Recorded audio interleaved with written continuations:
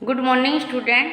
देखिए कक्षा 7 को हम हिंदी पढ़ा रहे हैं। हिंदी है हमारी सेकेंड और पाठ का नाम है शब्द रचना।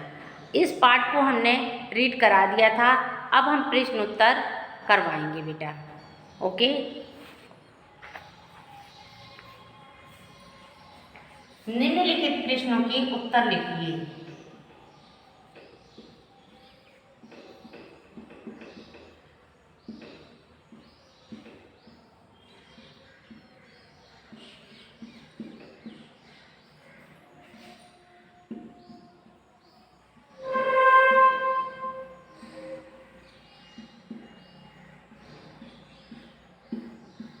निम्नलिखित प्रश्नों के उत्तर लिखिए। अब इसके बाद देखिए पहला प्रश्न है हमारा उपसर्ग। उपसर्ग की परिभाषा।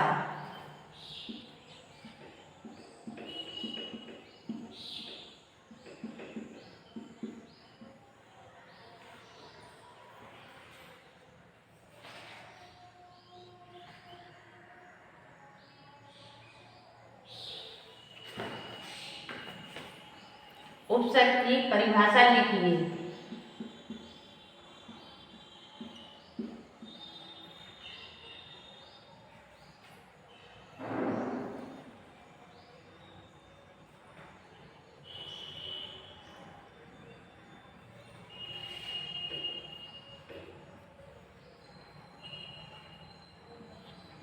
जो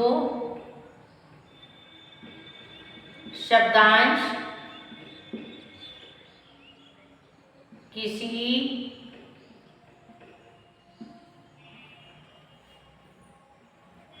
मूल शब्द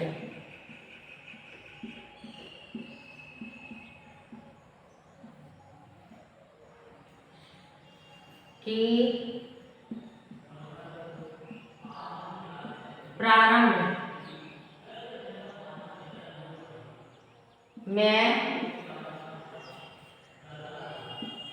जोड़कर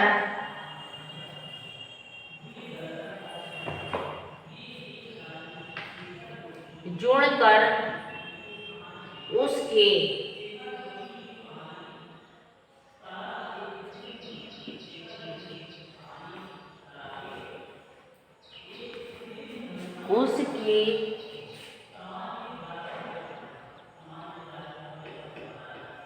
अर्थ को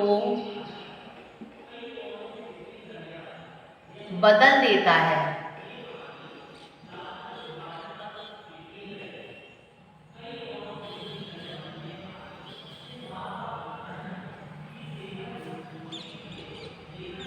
बदल देते हैं या नया अर्थ देते हैं।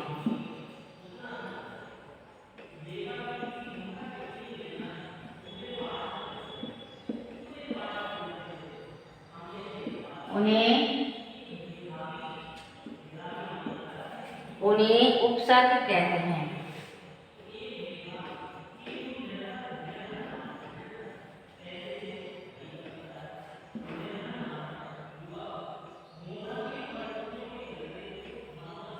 देखिए उपसर्ग की परिभाषा लिखिए। जो शब्दांश किसी मूल शब्द के प्रारंभ से जुड़कर उसके अर्थ को बदल देते हैं या नया अर्थ देते हैं, उन्हें उपसर्ग कहते हैं।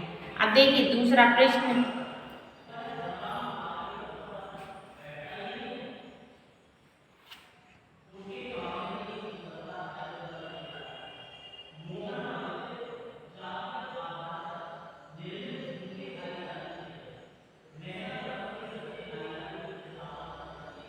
जैसे कि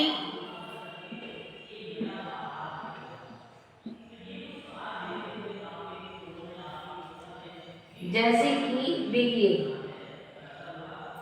हमने मान है लिखा, मान। अब हम इसमें आगे मान आगे हमने जोड़ लिया प्रारंभ में। देखिए ये मान शब्द था और हमने आगे आव का अपमान जोड़ दिया। और जैसे कि काश, जैसे हमारा शब्द है गुण, गुण, तो हमारा ये देखिए गुण है तो हमारा अवगुण हो जाएगा, आव अवगुण, अवगुण। ऐसा शब्द बनाना है जिसका कुछ अर्थ निकले। देखिए मान, गुण, अवगुण और अपमान, इसका अर्थ निकलता है। इसको हम लिखेंगे देखिए कॉपी में और इसको हम समझेंगे किस तरीके से। बहुत से शब्द ऐसे हैं।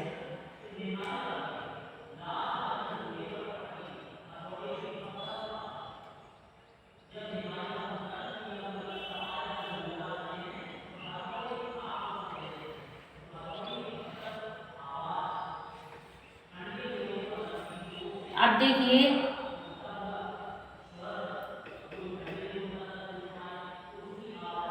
प्रत्यय की परिभाषा लिखना है।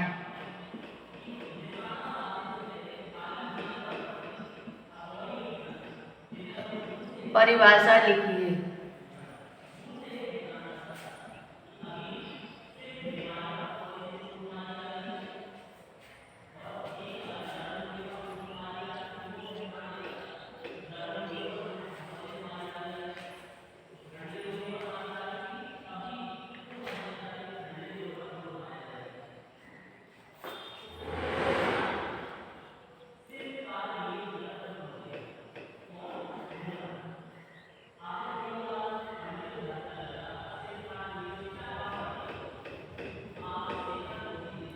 भाषा में कुछ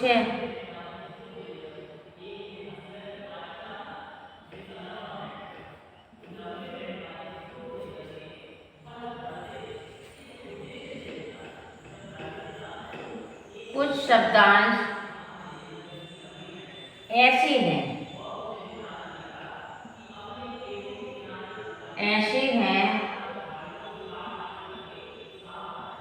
जो मूल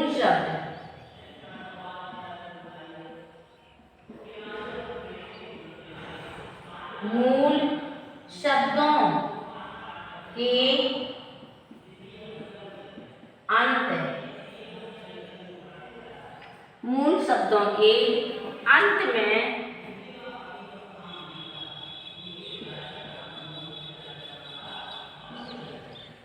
जुड़कर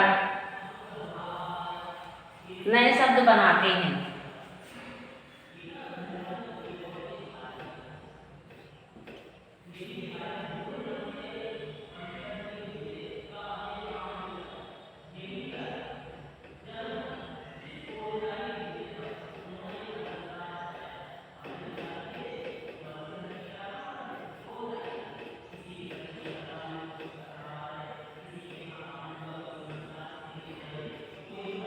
नए शब्द बनाते हैं।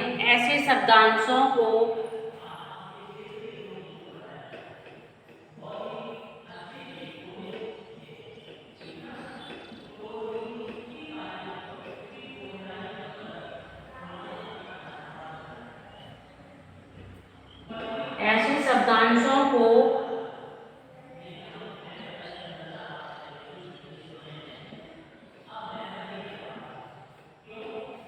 प्रत्यय कहते हैं।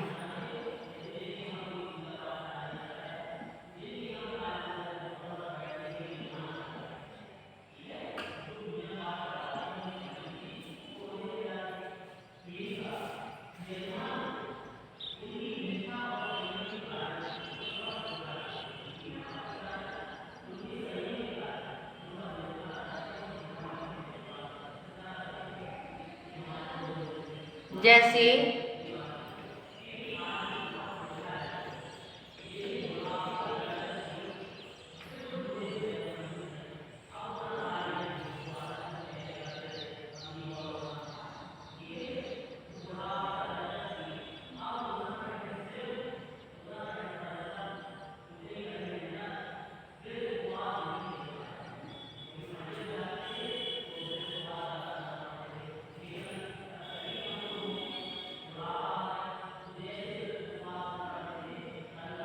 जैसे कि पा और आ पढ़, और जी है घा उबा घब रा। देखिए अब इसको हमें बाद में मतलब शब्दांश के ऐसे मूल शब्द जो जुड़कर नए शब्द बनते हैं। हिंदी भाषा के कुछ ऐसे शब्द हैं जो मूल शब्द के अंत में जुड़ता है। तो जैसे ये है, अब हम अंत में जोड़ेंगे पढ़ाई। देखिए घा उबा घब रा हावटा हट घबराहट। देखिए ये बना दिया।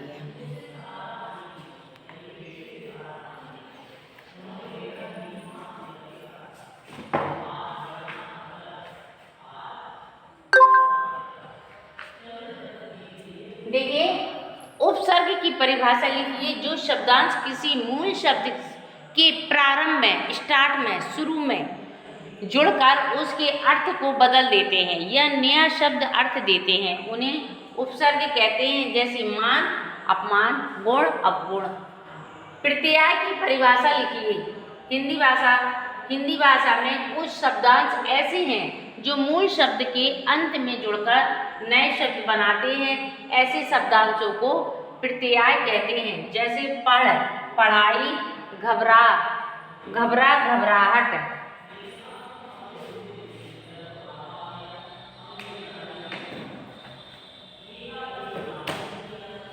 अब ये कॉपी में लिखना है बेटा आपको।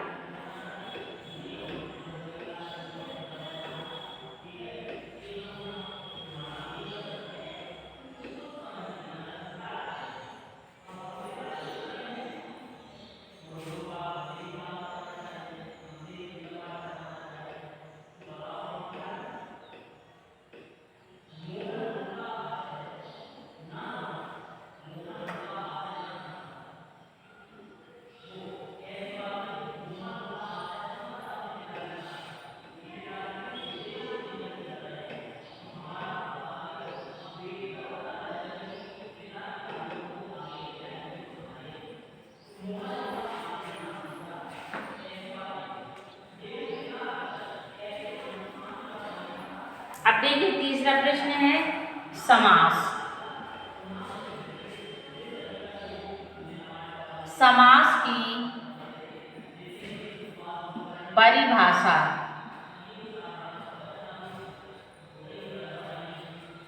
लिखिए।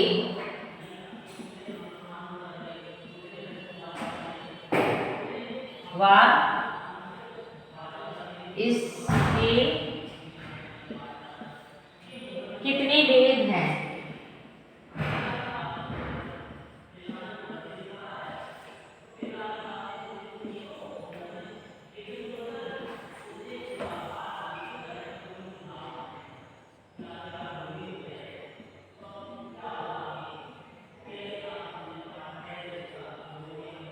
बताइए।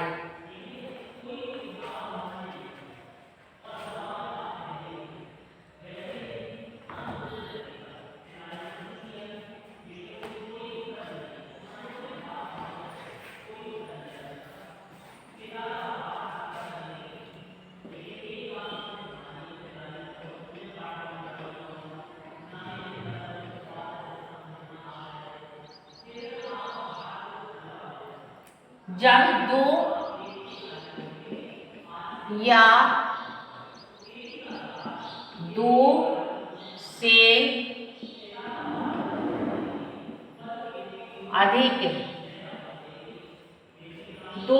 से अधिक शब्दों से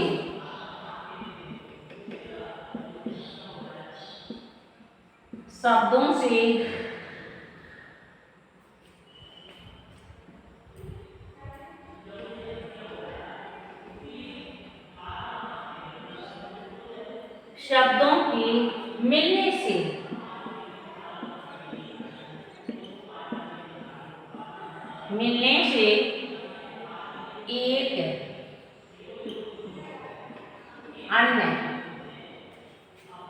एक अन्य सार्थक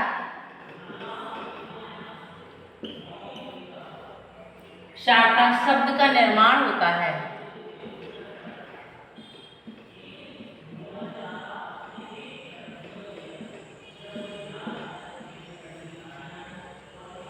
हो तो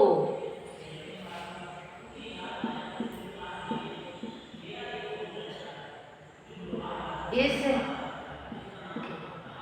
प्रक्रिया को समास कहते हैं। देखिए, जब दो या दो से अधिक शब्दों के मिलने से एक अन्य सार्थक शब्द का निर्माण हो तो इस प्रक्रिया को समास कहते हैं। अच्छा, समास कितने प्रकार के होते हैं, कितने भेद होते हैं?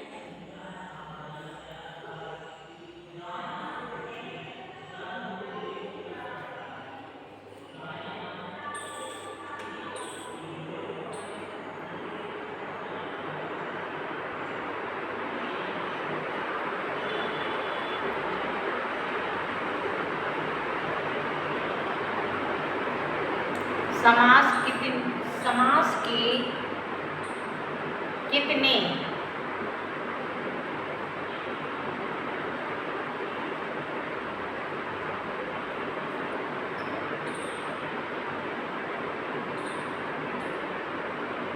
कितने भेद होते हैं?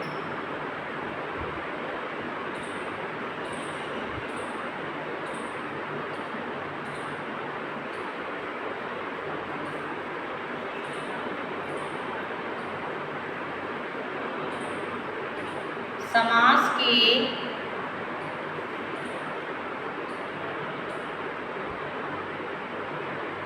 6 भेद।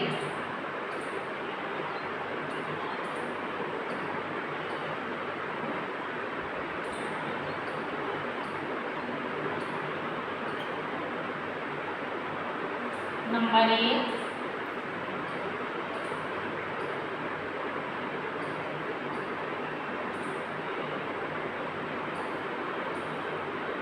अव्यायी भाव। नंबर 2, तत्पुरुष। नंबर 3,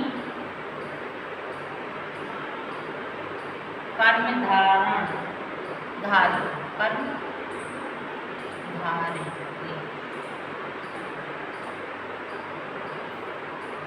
अब देखिए, यहाँ नहीं आ रहे तो अब हम यहाँ लिख के दे रहे हैं। Number 4,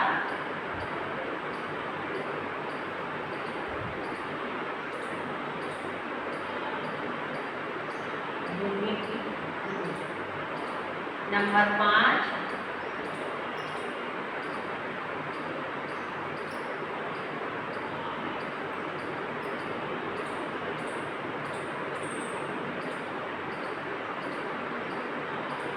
number 6।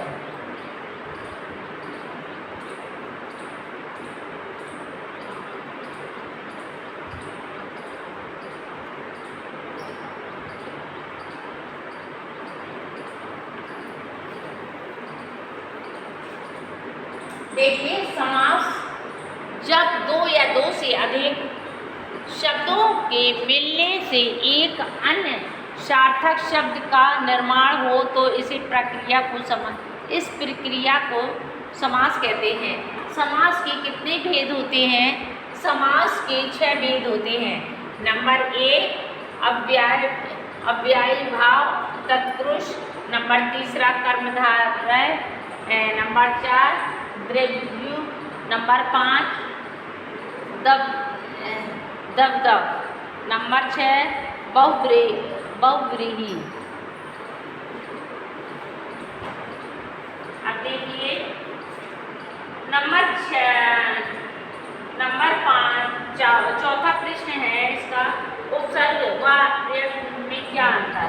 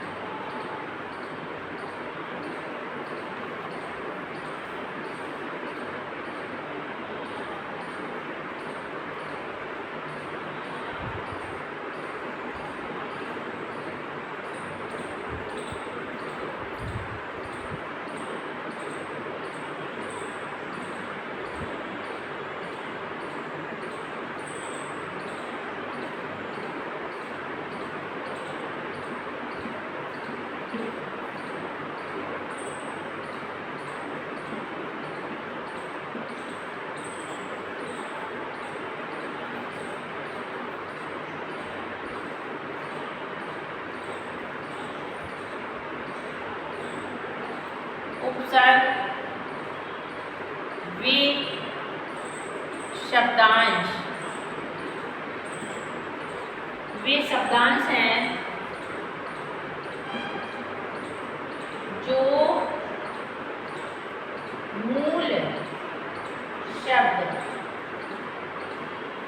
मूल शब्द के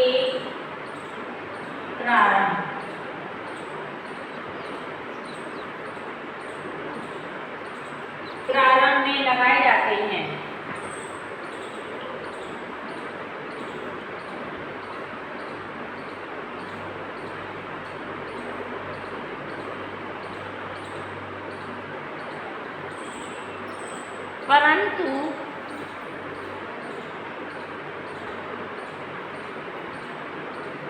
परंतु प्रत्यय वे शब्दांश हैं जो मूल शब्द में एक शब्द के अंत में लगाए जाते हैं। मूल शब्द के अंत में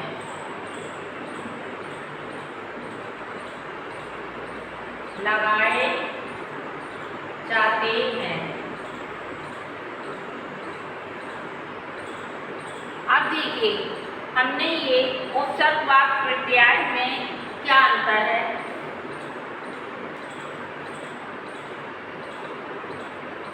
अब दूसरा चौथा प्रश्न है, 5वां।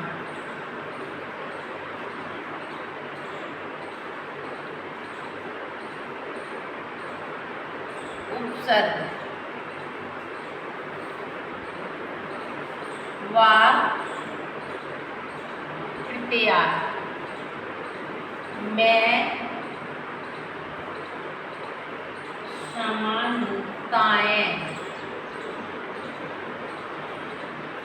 समानताएं बताइए।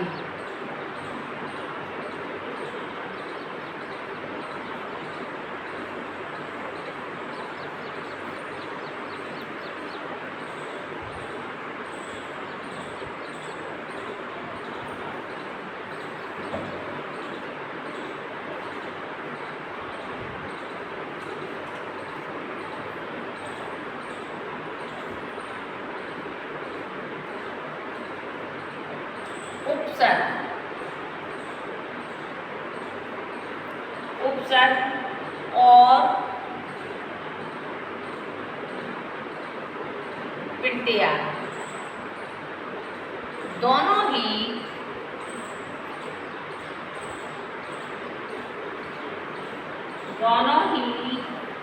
शब्दों का अंश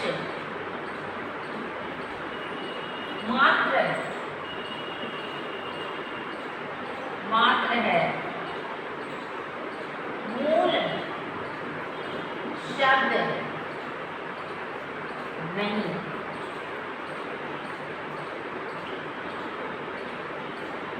अब देखिए दोनों का ही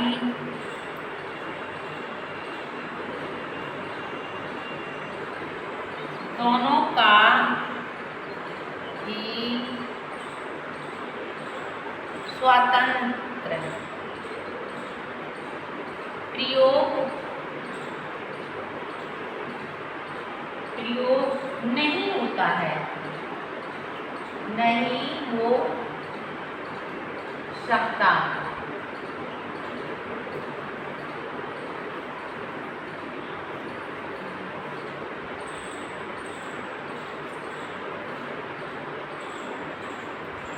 मूल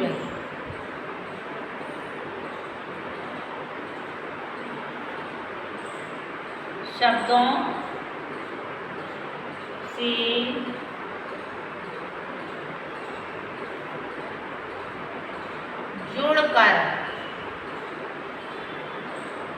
जुड़कर ही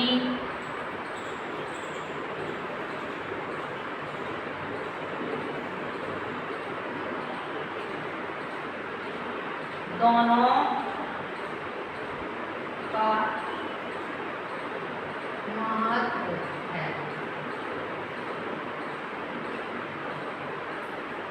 उपसर्ग और पर्याय में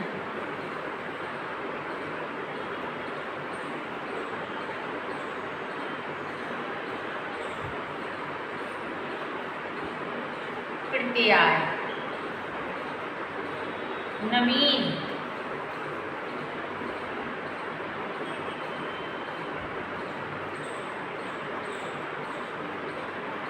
शब्दों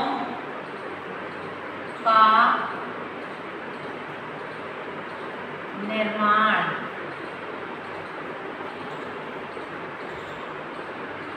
करते हैं।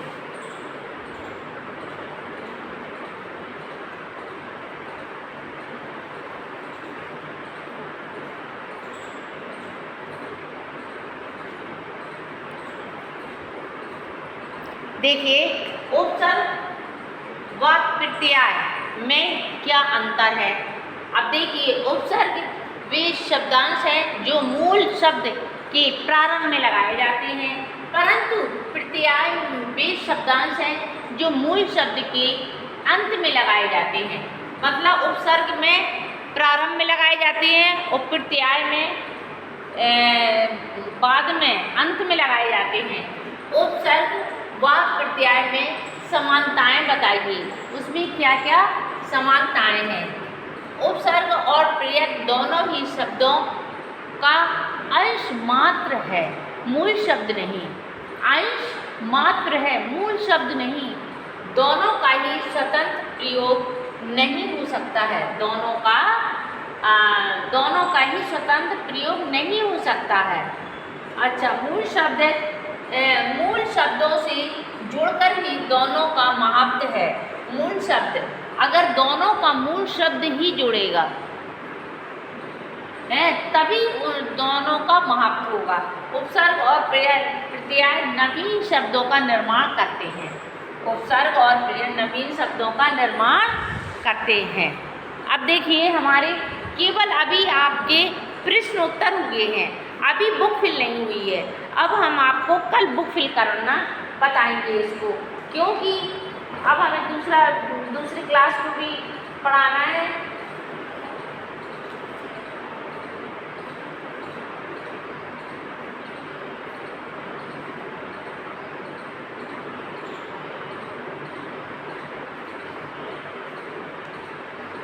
देखिए बेटा, अभी हमने प्रश्न उत्तर पूरे करवा दिए हैं। अब आपके प्रश्न उत्तर बिल्कुल नहीं बचे हुए हैं, पूरे करवा दिए हैं। अब बुक जो फिल करवाना है वो हम बुक फिल करवा देंगे। ओके बेटा, बाय।